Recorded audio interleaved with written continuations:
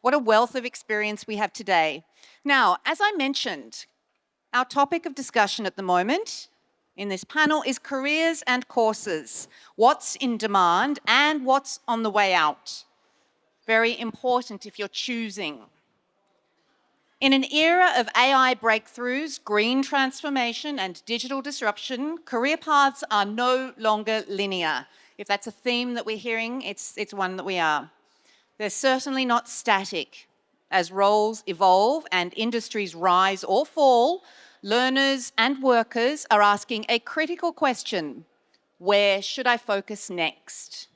Today, we'll explore the jobs that are gaining ground, the degrees and skills linked to future-ready sectors, and how both universities and individuals can stay aligned with what the world needs next. And I think the four people we have here today are going to be the ones who can best tell us how this can work for us in the UAE. So take notes and listen up. Let's get started. Professor, what are some of the fastest growing sectors or roles you see right now? Thank you very much, and good afternoon, everyone. It's really great to be here, and thank you for the invitation. And thanks to Gulf News for organizing this gathering. And it's this discussion, which is actually very, very important because, I think increasingly we find students are confused about, what degrees, what subjects they want to, to study and so on. Obviously, we are actually witnessing a transformational development in technology right now, in terms of AI, data science, or data, and so on.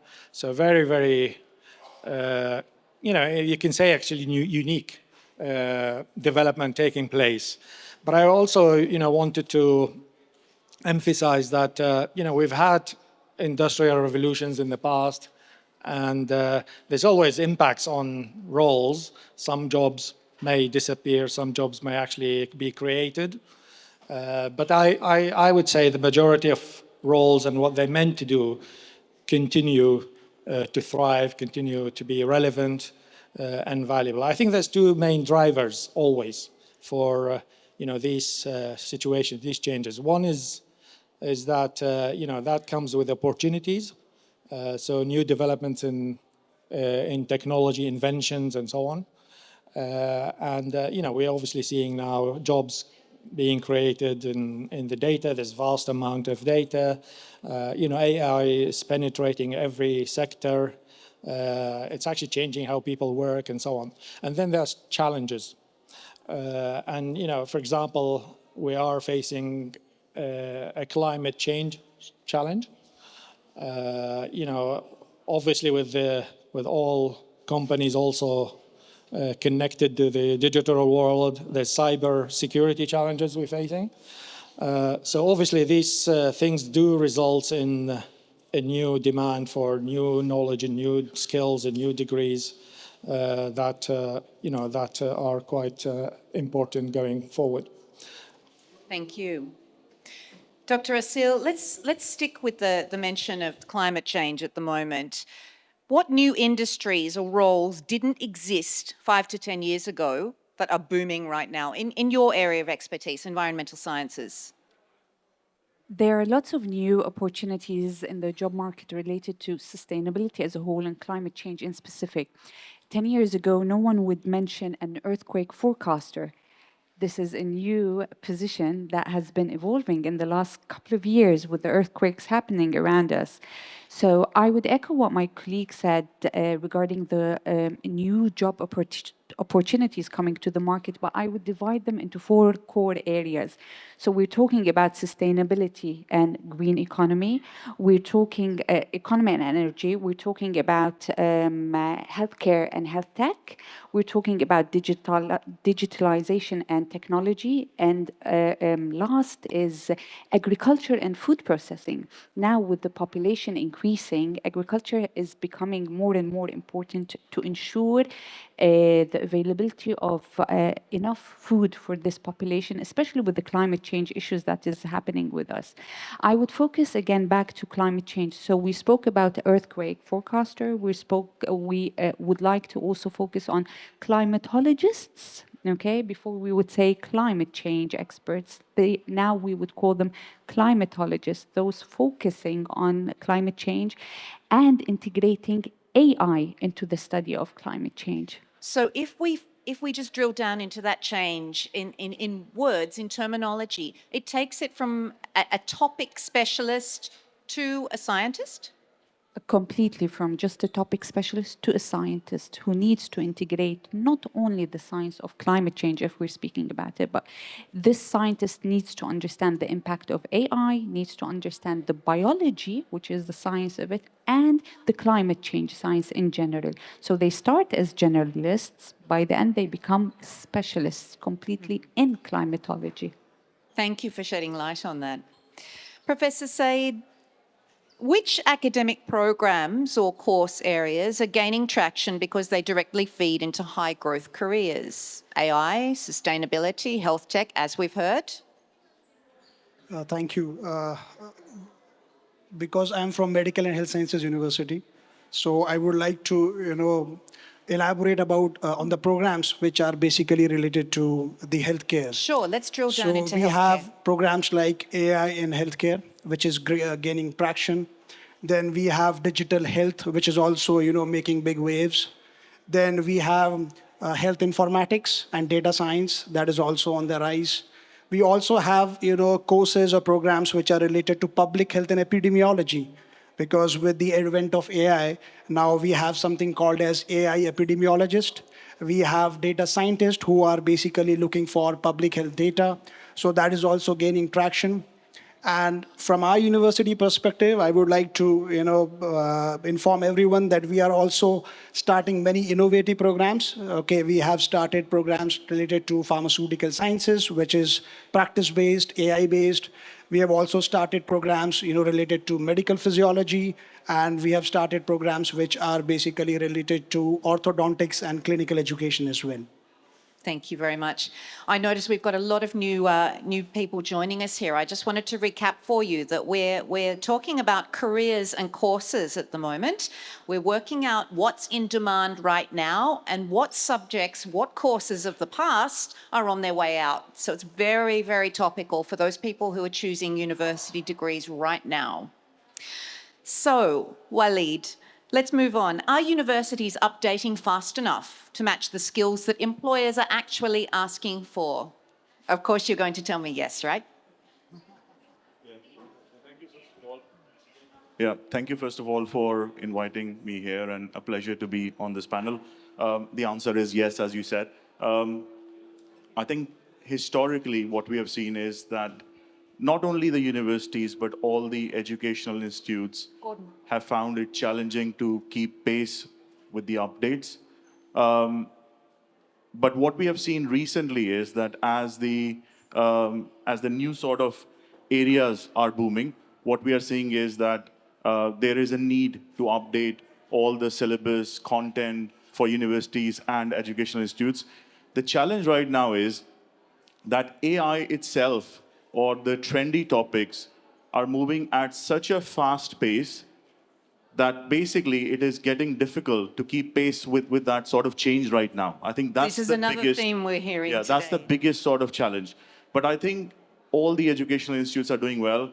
The need of the time is to work with employers, is to work with learners, to know the needs of the market and then adapt based on that. So I think we're moving away from maybe annual sort of updates to an update every quarter now. Because every 2 months, AI or the new technology has taken a new sort of ground. So yeah, I mean, continuous updates is what I think what is needed, and we are doing well as compared to in our times when we used to be a student. I mean, it's so far away Yeah. from when we used to be students. Well, I'm speaking for myself here. Shifting employer expectations. Let's continue on that line. Professor, how are employer expectations changing when it comes to what they want from new graduates? Yeah. And are they very vocal in letting you know about these things too? Yeah, I think what we are seeing from employers is they're quite keen to get somebody actually job ready from almost from day one. So immediately hit the ground running and working. And it's actually that's important also to keep in mind because we are giving education to students for 3-4 years, and there's a curriculum to follow and so on. But it's actually there's also other things students need to do to build their portfolio, engage with other extracurricular activities, go for boot camp courses, and universities do actually help with those elements. So I think trying to build, I think employers not only looking for GPAs or you've got a degree from this particular university, but they're now looking beyond that. They want to actually ensure that the students are empowered with the right skills they want, with the right mindset, with the resilience they need to actually perform and progress and prosper in the job market. So it's actually trying to build a portfolio alongside the education qualification is very, very important. Thank you very much, Professor Imam. Dr. Asil, we're hearing a lot about the importance of data, digital literacy, AI fluency. What are the core skills that you think every student needs, regardless of their major? So what we sum them up as under the umbrella of soft skills, okay? So employers no longer look for a degree alone. They need the balance between those soft skills, transferable skills, and the technical degree. So regardless of the major that you go into, your employer will be looking at other set of skills. So we're talking about data literacy, we're talking about AI fluency, we're talking about leadership skills, all of these skills that now employers look at. And as my colleague said, yes, they want you ready from day one. They cannot afford the time to prepare you for the market. So you need to come with your technical degree and your soft skills. You should be work savvy, being able to implement the technicalities you learned in the university and all types of soft skills, from analytical thinking, critical thinking. Again, I focus on AI, which is now a big thing, your ability to put together a scientific paragraph without issues. So those are the main soft skills that employers are looking for. Thank you very much. Professor Said, with the increasing integration of technology, simulation, interdisciplinary learning in medical education, how are institutions adapting their teaching methods to ensure that students can gain relevant real-world skills? Yeah, so as educational institution, it's very important for us, to keep up with the pace. And with so much going on in technology and AI, we as an educational institution, for example, we have something called as simulation-based learning, where we are teaching our students in simulation scenarios. So for example, at my university, we have, something called a central simulation lab. So where we have different simulation softwares where students are trained in different high fidelity mannequins. They are trained in different simulation softwares. Also, I would like to tell that, we have developed something called as a Metaverse Lab at our university. Now, here we are training our students in mixed reality. So the students, they are interacting with, 3D hologram patients, organs, organ systems, and everything is, in a real-time basis. So, for example, a patient of asthma comes to the patient. So how they will manage that patient. So that 3D hologram is a patient who is having asthma. So the student, they have to give oxygen, they have to give appropriate medication, everything is in real time. So that metaverse establishment is also there. In addition to that, interprofessional learning is also very important, because if we want our students, to work with different professions, we need to teach them how they have to learn together. So if they don't learn together, how they will work together. So interprofessional learning is also very important. In addition to this, universities, they are moving, from passive type of teaching to more of active teaching, where team-based learning, problem-based learning, these are different methodologies which the universities, they are applying, to keep up with the pace in the technology. Thank you, Professor. I might add that if there are any students here who are interested in what Professor was talking about, he's from RAC Medical and Health Sciences University from the Department of Clinical Pharmacy and Pharmacology. Let's move on to Waleed. Without naming and shaming too much, are there any courses or specializations that are losing relevance in today's job market? And I'm happy actually for you to name and shame. I mean, if it means that it helps someone choose a relevant course rather than an irrelevant one, please name and shame. Yeah, I think no course is losing relevance on its own. The basics are still there. Whether we're talking about accounting courses, finance courses, HR courses, you can't build up anything on top of no foundation. So the foundation is still there. It's just that all these courses on their own may not be enough going forward. So therefore, you need to add something else to this sort of your world. So degree on its own is very important, of immense value. But let's take example of accounting. I mean, we do a lot of accounting and finance training in this region in professional development world. Uh, Accountants on their own, I mean, they would come from university backgrounds, they would have the degrees, but they would need some sort of professional skills as well to increase their sort of employability in the market. So whether you are going to take more sort of professional training, or that is on-job training, or you'll build up certain skills going forward, it's really, really important to add something else to your basic learning. Thank you very much. Professor Amar, at Curtin University, why are you considering that transferable skills like critical thinking we've talked about, communication, adaptability, why are these becoming more important than ever, and how is Curtin University responding? I think you're absolutely right. They're becoming very, very important. I would actually say that nowadays with the development of technology, the tools that employees have, they're not actually spending most of their time doing tasks that AI can do or automation can do or can analyze and so on. So they have actually what employers want out of them is actually the skills that the AI can't do. And therefore, it's very, very important to recognize that these are the transferable skills you were talking about. So it's really, really what the employer is looking for. We obviously spend time with the students, educate the students for a number of years, and it's very, very vital that we develop these skills in the students. Actually, these skills are developed, and at Curtin University, we have a Future of Work Institute, which is really a globally leading institute, looks at actually the future of work and how employers and employees interact in the future, what skills they need, and so on. So it's actually that also helps feeding into our pedagogy and the style of learning we deliver at the university across many of our campuses. And by the way, we have 7 global campuses. We're not only in Australia, but here in Dubai and many other countries.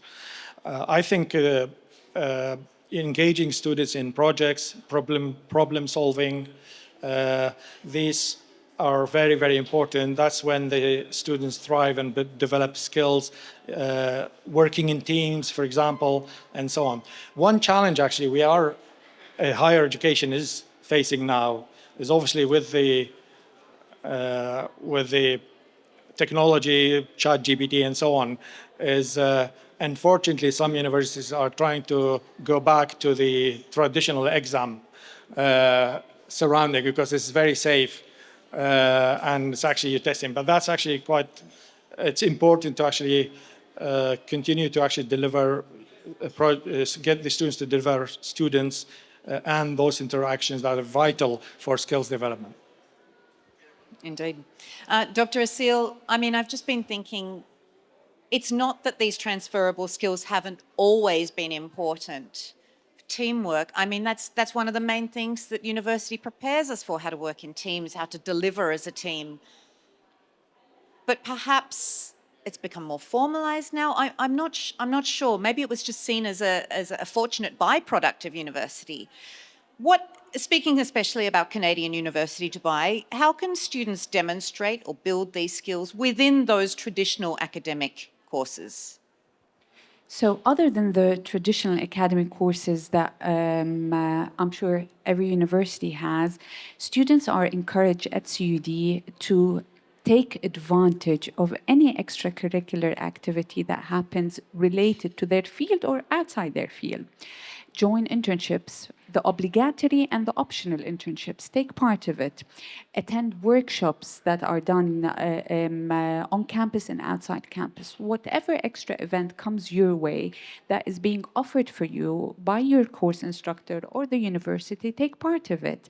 Because this event will not only focus on the technical aspect or on the major that you are studying, it will help you network. It will help you understand how the professionals speak outside the academic arena, okay, in the day-to-day job. Take advantage of all the resources that your university gives you, from webinars, free resources. So take part. I always tell my students, I usually supervise the internship during every summer. And students who do their internship come to me and said, well, we've done the 3-credit internship, okay? Are we done? I'm like, you're far from done. No, whatever internship that you can find, take it, because you will be building your CV. No employer wants to see a CV that is only based on Bachelor of Science or Arts in X with a GPA of 3.8 and the rest is empty. They want to see what have you been doing for the last 4 years during your education, outside your education, outside the classes. So whatever option or opportunity that you can get or you can take during these 4 years, 3 to 4 years, please jump on it, because this will be one of the decisive factors why an employer would pick you. Just to follow up on that, do you discuss with them whether there are benefits to taking workshops, for example, beyond being able to write it as a line on the CV? Because some workshops may not be big enough to put on there, but yet the experience gained will accumulate and show in the individual. So this would be usually a collaborative effort between academics and what we call our internship/career office. Okay, at the beginning of every academic year, okay, we do orientation for current and new students. Why is it important to sit for workshops? Students come to me and say, we just received an email about CV writing. Do we really want to sit? Chat GPT does it for us. I'm like, well, yeah, I know, but okay, let me tell you the advantages of it. When you are interacting with an expert in the field, when you can ask them tailored questions and they can give you real life examples of what to put on your CV and how to make your CV unique than others. ChatGPT will do a CV, yes, but you and 100,000 others have the same CV, the template of the same CV. So no, attend. It's 1 hour of your time. Attend. Get to know maybe some insights that ChatGPT will not be able to give you. I keep saying ChatGPT. I know there are lots of other AI tools, okay, but it seems this is the most famous one. So interact with these experts, okay, and get insights that an AI might not be able to give you. So it's always a discussion, and there's always holding back. They do want to get away with the bare minimum. Once they try the first workshop, they start to get an understanding of, actually, yes, maybe the benefit is not maximum, but it makes sense. I'm attending a workshop given by a human being who can interact with me, okay, polish my communication skills, polish what type of questions I would answer or I would ask, makes a big difference. And I suppose when you have the confidence that comes with that knowledge of how your CV is structured and that you're walking into this with the best CV you possibly could have, you carry it. Of course. Yeah, yeah. Thank you for that. Professor Said, let's return to medical education. As healthcare needs evolve and patients' expectations rise, I guess with Dr. Google being at everyone's beck and call, how are medical institutions reshaping curricula to better prepare future doctors and healthcare professionals for modern clinical and ethical challenges? Yeah, that's a very good and very timely question because this is the challenge which we are facing every day as a medical and health sciences university. So what we have done is, obviously it's not possible to change any course or program overnight. So but what we can do is we can revise and we can modify our curricula. So we have incorporated components of artificial intelligence, components of sustainability, then components of digital health, health informatics. So we have incorporated all these components and we are training our students by different active means. As I've already told you, we are training them in simulations, we are training them in mixed reality, we are training them in team-based learning, problem-based learning, case-based learning. That's also there. And we are exposing them early to clinical training and practical experiences, because earlier what was happening, the clinical training and practical experiences, for example, for a medicine course or a program, it was started at a later stage. Now we are exposing them early in year 1, year 2.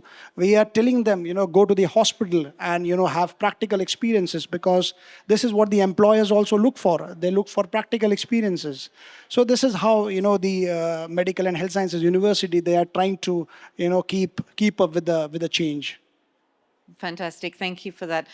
Waleed, I'm not going to ask you to name and shame again.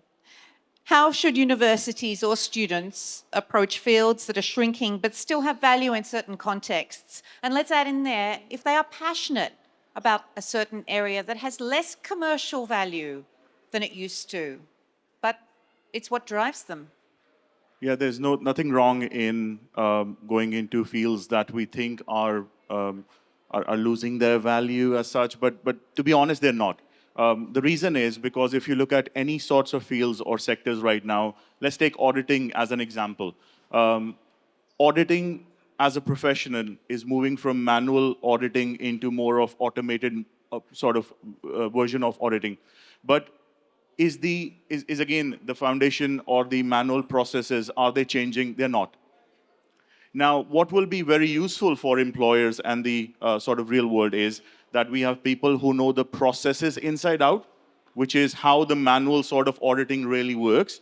And then on top of it, they would also know that how the automation in auditing works. And that applies to all these sort of disciplines again. So nothing wrong in taking a course or a program that you're really passionate about, but make sure that you keep yourself updated and make sure that you know the manual part of it, the process-driven part of it, and then also you build up something more advanced in that area. So to make your selection based on what drives you and your heart and your head, but to do it strategically and know what the end point is going to be. Absolutely. I think we've moved away from those times where, I mean, coming from sort of my background, our parents would decide which sort of industry or universities you should go. I think now students should decide based on where they really want to go, what they are passionate about. But as you rightly said, do a bit of strategic thinking. And that's where we should help our sort of children as well in making those decisions, but let them choose a path which they really want to work in, and then guide them that how would that shape up in the, let's say, next 5 to 10 years. Could I ask the parents here, a show of hands, who feels strongly that they should guide and let their children ultimately choose themselves? Who would still like to make the choice for their children? Yeah, so I think it's that perception that eventually will need to change. It's still work in progress. Don't worry about that. Let them make decisions. That's what they want to do. I mean, all these sort of universities are there, education institutes are there. They are there to support as well. Take them as an aid, discuss the future. If you're not very confident that what you will guide them in 5, 10 years may not be right, or you're too worried about what will happen to the world, speak to the experts. And they should be able to help you with those decisions as well. Well, that's the thing. I mean, I think, are there other parents here on the panel? Yes? Okay, I'll ask all of you this. I mean, the traditional areas that parents have wanted their children to go into, law, medicine, they might not be as I don't know, stable, secure in the future as technology. Maybe our needs, our ideas are not as reliable as the experts. What do you, how old are your children and Actually, how did you advise them?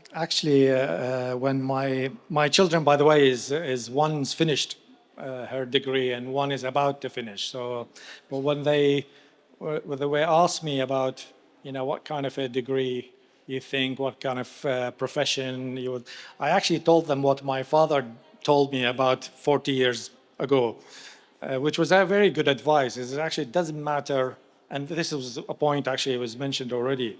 It doesn't matter what job you will have.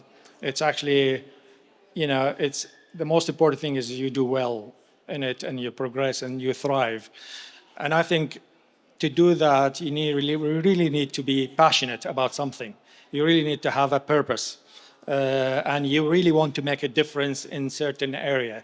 So I think actually understanding trends, understanding challenges, the opportunities I spoke about at the very beginning, is very, very important. And that actually create a purpose for yourself and then choose what you really, really like and be passionate about so you will thrive and actually be happy as well. Once you're successful, you're also happy. I think beyond that, my only advice, I may have the last opportunity to speak here. My other advice is, again, the point was made before about, which course, some courses will become irrelevant. And I agree, actually, the course, the reason why we offer these courses is because we strongly believe that they are relevant and they are in demand. However, I think the students really need to not just think about doing mechanical engineering, but what are the course study plans, what is the universities offering. These are going to be very, very important. There's actually what will not be relevant is a very, very traditional course. Really, what is important is all the skills we talked about, the mindset, developing the mindset of the students. That's going to be very critical. I have a feeling that your children will be very lucky to have careers guidance from you. Thank you. Dr. Asil, how do you feel about your own children and helping them choose or choosing for them? I still have a long way to go, but I really believe that students should be able to balance between personal interests, strengths, and long term goals. So, when balancing these three main criteria, I think this is the starting point. Usually, in open houses, prospective students come with their parents. So, you'd see the parents doing most of the talking, asking about the program, while their son or daughter are with them. So, the first thing I would say is that, can I have a word with the prospective student? Oh, how awkward.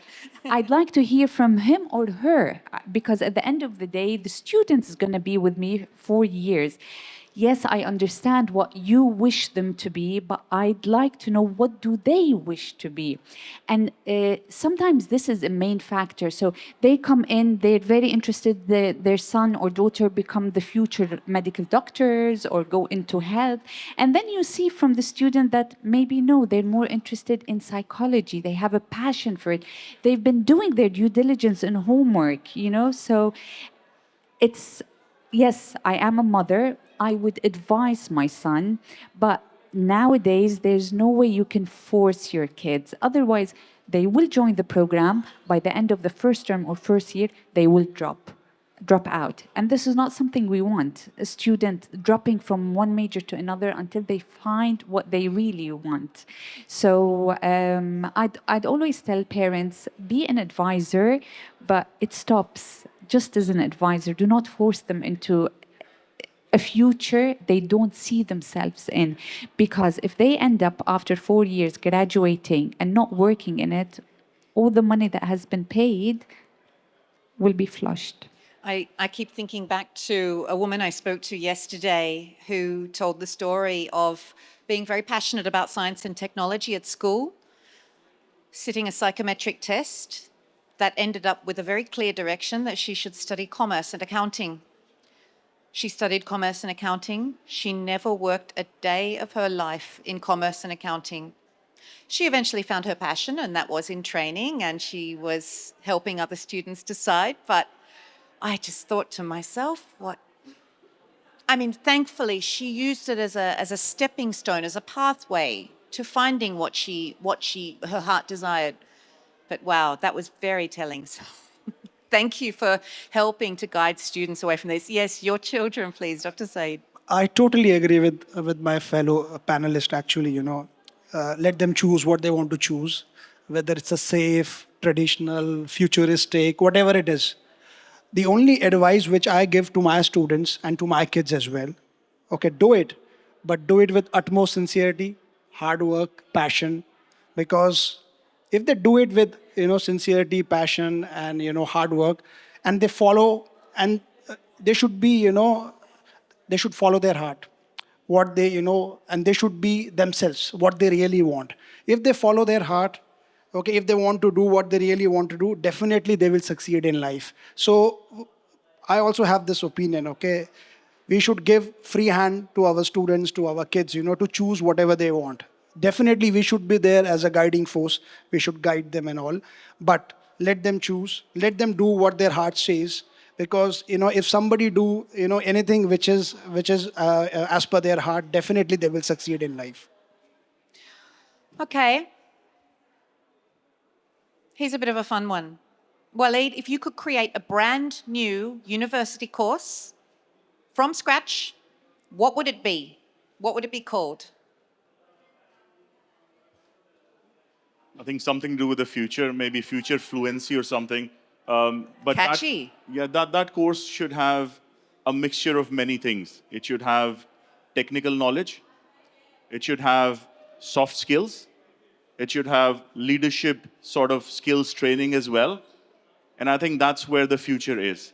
I think not the traditional only, and later on we leave it to candidates to go and figure out how to gain soft skills, or later on how to develop the leadership sort of qualities. I think it should all be embedded within a program, and that's what we strive to do at Kaplan as well, create programs which have got a mixture of all the sort of ingredients that will help the learners in the future in sort of their real life work. Well, I have to say, everyone, I think you've got something to beat there. Future fluency sounds like something I'd encourage my son to join. What would your brand new from scratch degree be, Professor Amar? Maybe a skills-based title, maybe like a bachelor or a master's in critical thinking or resilience, maybe, or I like it's it. probably won't sell as a university degree. Probably will be challenging to recruit students on it. To try and build that awareness amongst the school leavers, is that that's actually a worthwhile degree. It will take time. However, I think if we were to do this in collaboration with employers, big employers, I think that would be a great thing to do. I like it. Yeah. Yeah, perhaps not as catchy as the Bachelor of Surfing at Southern Cross University in Australia. Dr. Asil? I think I would go more towards a human AI collaboration and ethics that would prepare students to navigate the intersection of technology, society, and ethical decision making, which is important, which is a key factor later on when they join the work. So I always focus on trying to integrate ethics in every type of course, whether it's a science course or a humanities, because I think with generations coming and the changes that we are experiencing, ethics should always be something that we aim, like ethics in whatever you decide, whatever you prepare. It's the same way that we consider ourselves that we have an ethical duty towards our students to graduate a generation that is up to par to the workforce. I'd like to see the students taking this concept of ethics and implementing it day in, day out in their lives. Thank you. Professor Said? Yeah, so again, being from healthcare, I would choose something like digital healthcare with components of artificial intelligence, as my fellow panelists said, with empathy and ethics. So these components should be integrated in that course or in that program. So digital healthcare with AI, ethics, and empathy. And because we have seen, as an academic, I have seen that students, they have all the soft skills, they have all the technical skills, but they are lacking. They are lacking in empathy. They are lacking in ethics. They should know that how really they have to deal with their co-workers, deal with their colleagues, how they have to take care of them. So this is something which is lacking in today's generation. This is what I feel as a teacher and as an academic. This is so ironic that you feel like the doctors of tomorrow are lacking in care. That's what I'm saying. Not in care. Not in care. They have, it's a component of Manner. exactly the manner.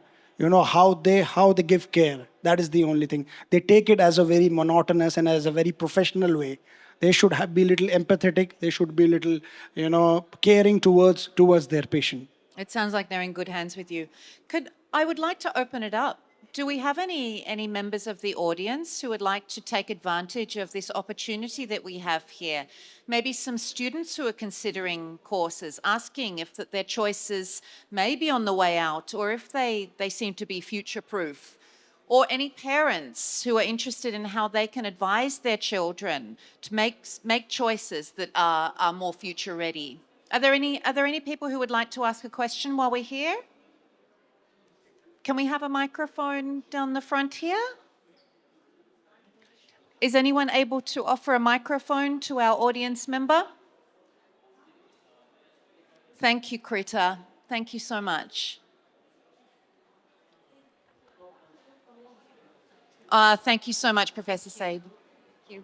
I promise that this is not a sales pitch, but we have designed a program for 16 to 24-year-olds based in those critical thinking skills, personal development, resilience. And we've got over 400 minutes of content on the platform. We've gone through the test and trial phase.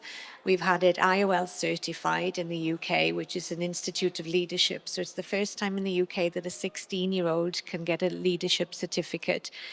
Now, the challenge that we had when we went through the test and trial phase was that the young adults that were naturally in tune to wanting to grow their personal development, who were had the wisdom and the knowledge anyway, they were quite happy to go through the program independently. But the problem that we had was what you said earlier on, was that they wouldn't necessarily levitate naturally towards a program like that because they have their studies to do.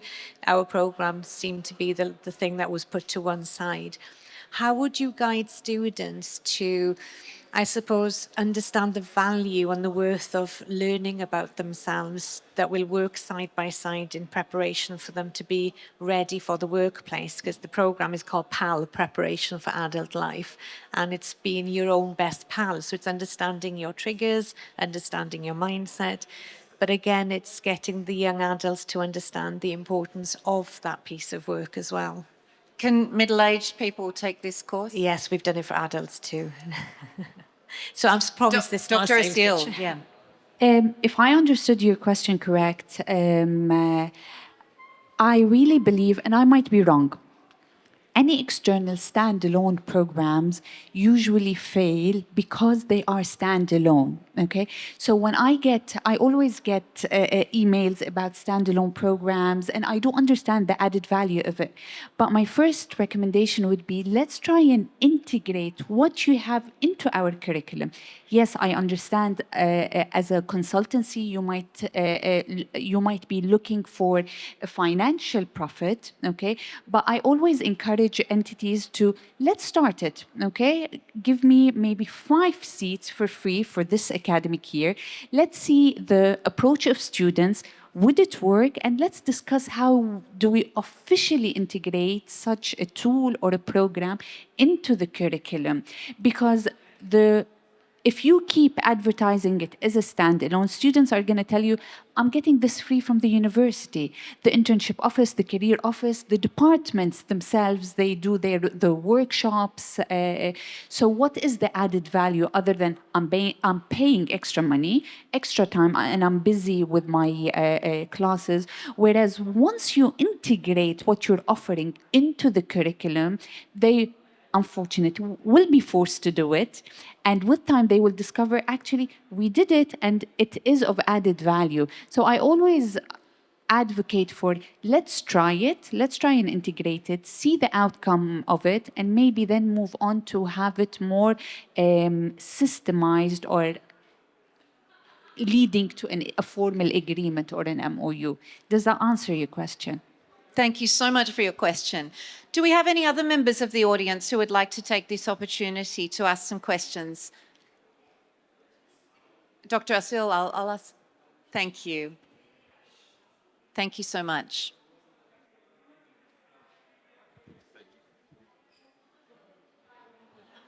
Thank you.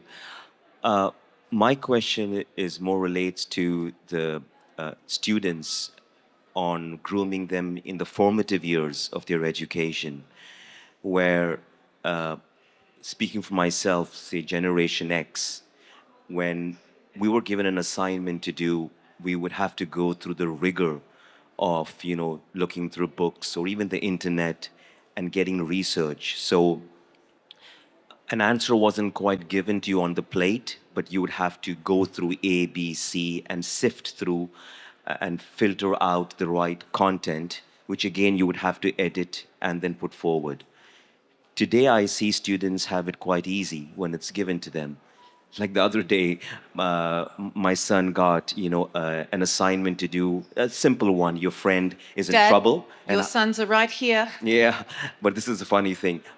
Your son, imagine your friend got into trouble, and in that scenario, how would you help your friend get out of trouble?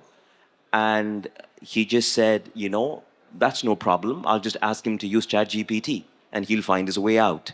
So it's influenced them. So my question is more, when I see them do things the easy way, as a parent, I'm influenced to go back and look back into the recesses of my life and see, I'm not too sure how much I should allow them to, just use it, full, open the gates on it and just allow them to use it.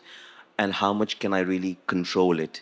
Because I'm afraid they don't go through that rigor of, critical thinking and they just get an answer. Or am I overthinking it, thinking it'll all be fine at the end, but then I don't know if it's going to be right or wrong, it'll be too late.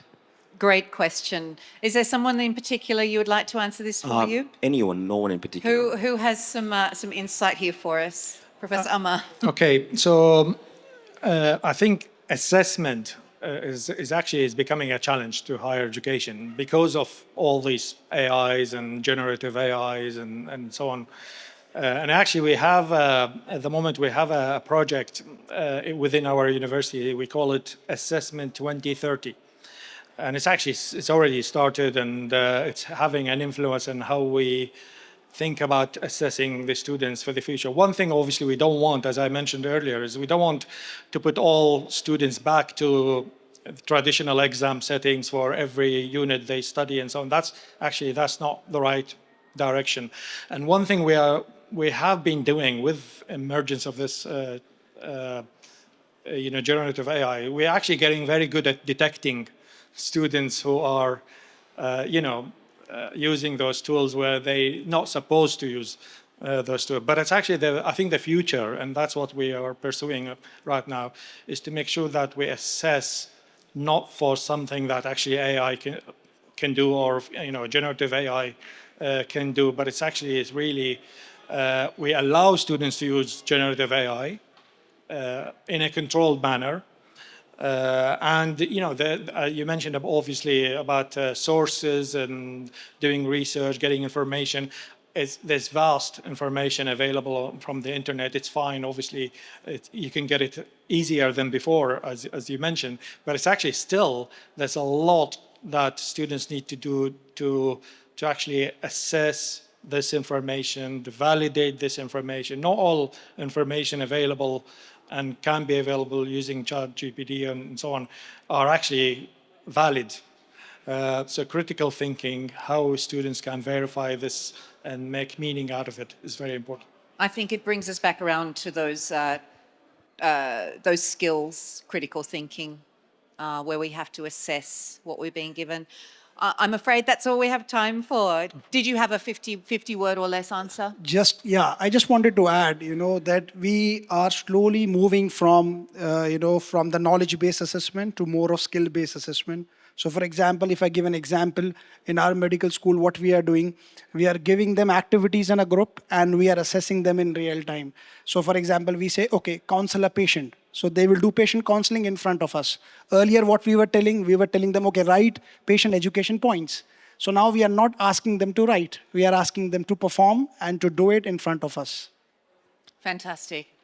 What a fascinating discussion, really. I mean, so much insight here. I hope that for those of you out there who are making your choices, it's been useful for you to consider what the future holds and how you will be best prepared for it and how your children will be best prepared for it. May I thank our panelists today for all your expertise here. Professor Amar Kaka, the Pro Vice Chancellor and President of Curtin University, Dubai. Dr. Asil Takshe, the Acting Dean of the School of Environmental Sciences and Psychology at the Canadian University, Dubai.